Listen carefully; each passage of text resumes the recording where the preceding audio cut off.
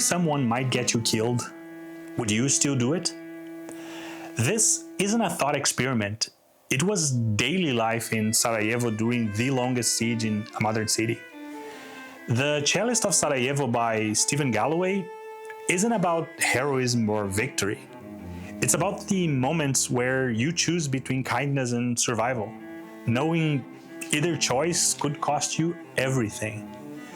This story doesn't end neatly, but if you stay with me until the end, I think you understand why that's the point.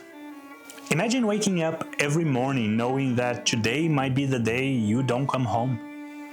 Not because you are a soldier, not because you chose to fight, but because you needed bread or water, or simply because you stepped into the open.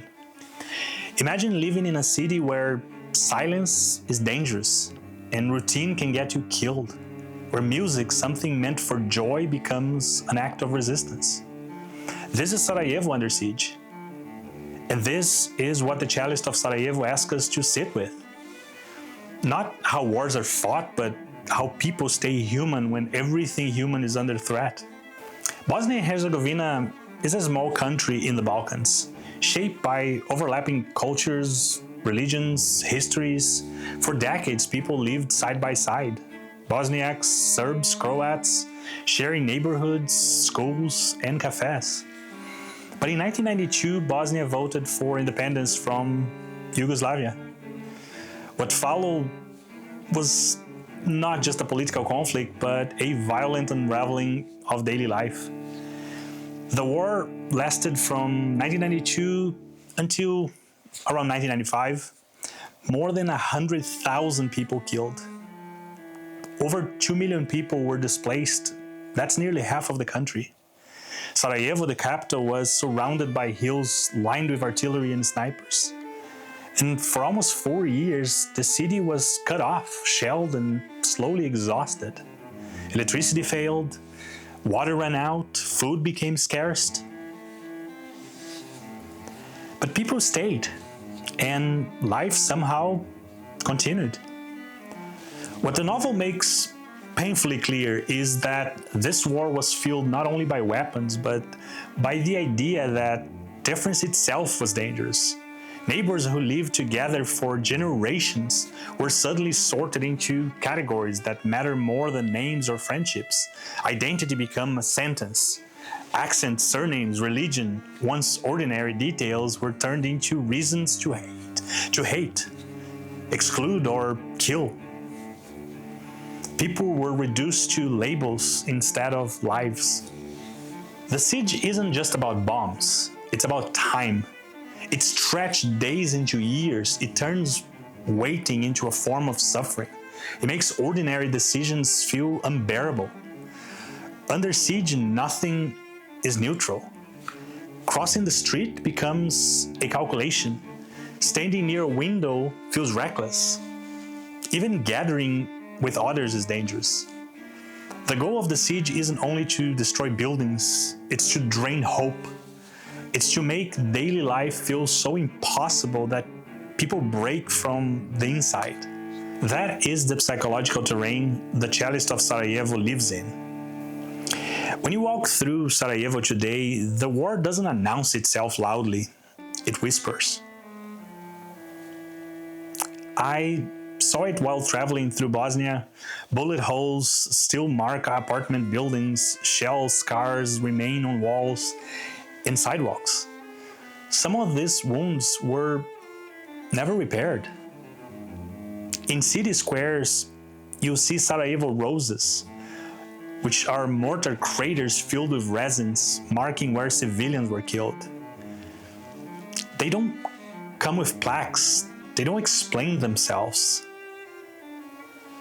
They just exist, quietly insisting that this happened. Bosnia is one of my favorite countries for its landscape, its culture, its warmth. But every visit carries undercurrent of memory. Even outside of the city, the war hasn't fully let go. Bosnia remains one of the most landmine-contaminated countries in Europe. Warning signs dot the countryside at attention, minefield, attention, minefield. Some hills are still avoided, some paths never taken. Nature has reclaimed some of the land, forests are green again, wildflower blooms where trenches once ran. But danger sleeps beneath the surface. The war didn't just scar buildings, it embodied itself in the land. During the siege, a mortar exploded near a bread line, killing 22 civilians. The next day, something unexpected happened. A man carried a cello into the ruins.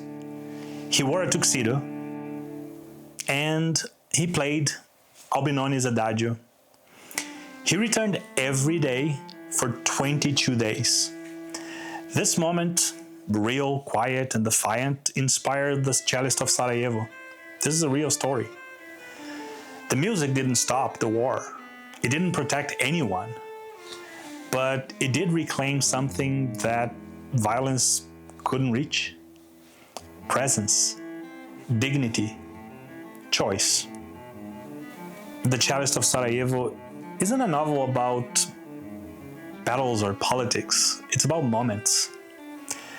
Moments where people must decide who they still are. The story follows ordinary civilians, a sniper, a father fetching water, an older man surviving through memories. The writing is spare. The chapters are short. The present tense traps the reader in a constant now. There's no relief, no future planning, only the next decision. Under siege, survival becomes moral. Do you help someone if it puts you at risk? Do you share water when you might need it tomorrow? Do you remember beauty when remembering just hurt? The character Arrow is a sniper. Once she was a student named Alisa. She changed her name to survive emotionally, to become something harder, sharper. Each shot distances her from herself. At one moment, Arrow has an enemy sniper in her scope. He's exposed, vulnerable, and instead of scanning for targets, he's standing still, listening to the cellist. In that suspended moment, the conflict inside her becomes unbearable. She's sure of two things. One is that she does not want to kill this man. The other is that she must. What fractures her certainty is not hesitation or fear, but recognition. She sees him not as the enemy, but as human. That sentence contains the entire moral horror of the novel. When she hears the cello, something breaks through the numbness. The music reminds her that hatred, it's not inevitable, that even now she's still human. Her story asks a brutal question. What does the war do to the people it forces to kill? Kenan, another character, is a father. Every day he risks his life to bring water home. His choices are small and enormous. Share water with a neighbor or save it for your children. His resistance isn't dramatic, it's steady. He keeps going. He keeps caring. In a world designed to strip empathy away, that becomes an act of defiance. Another character is Dragon. Dragon lives alone. His family is gone. His city feels unreal. He survives through routine, working at a bakery, kneading dough, remembering music. Memory is his resistance. Waiting is his endurance. He refuses to let the past disappear, even when the present feels unbearable. Here's some spoiler alert. The Cellist of Sarajevo doesn't offer answers. The siege doesn't end in the book. The war doesn't resolve. But people persist. They share water. They play music. They remember their names. Walking Sarajevo streets today, I feel the same truth. Beauty and pain side by side, life continuing, not because it's easy, but because people chose it. In the end, the novel suggests something quietly radical. Meaning isn't found after suffering ends, it is made inside of it, one small choice at a time. By the end of the Cellist of Sarajevo, nothing has been saved. The siege continues, the city is still surrounded, shells still falling. Arrow is dead, not in victory, not in triumph, but in refusal. She chooses to stop being a weapon. Her final act is not killing an enemy, but reclaiming her own name. In her last moments, she doesn't really ask to be remembered as a sniper or a soldier. She asks to be remembered as Alisa. Kenan survive, but survival here is not a reward. He will wake up again tomorrow, and the next day, and the next, and walk the same dangerous streets with empty containers, knowing that kindness could still get him killed. The book refuses to give him closure, instead gives him continuity. Dragon remains alone, needing bread for people who may never return, holding on to memories he no longer trusts. He lives an echo of the city that once existed, unsure whether the past is real or just something his mind made up. And the cellist, the one act of beauty that seems to promise meaning, eventually lower his bow. The music ends, the audience disperse, the ruins remain. The novel denies us catharsis on purpose because in Sarajevo, there was no final note that resolved the suffering. There was only the choice to keep playing anyway. This is what the book leaves us with. Not hope as optimism, not survival as victory, but humanity as resistance. In a world that tries to reduce people to targets, statistics, and tools, the Cellist of Sarajevo insists on something quieter and more fragile. The meaning is made in refusal. Refusing to become only what violence demands. Refusing to forget your name, refusing to let beauty disappear, even when it cannot save you.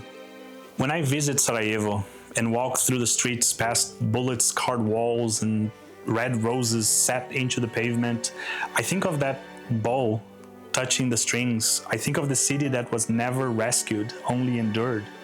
And I realized that this book isn't asking whether humanity can survive war. It's asking whether we recognize it when it does.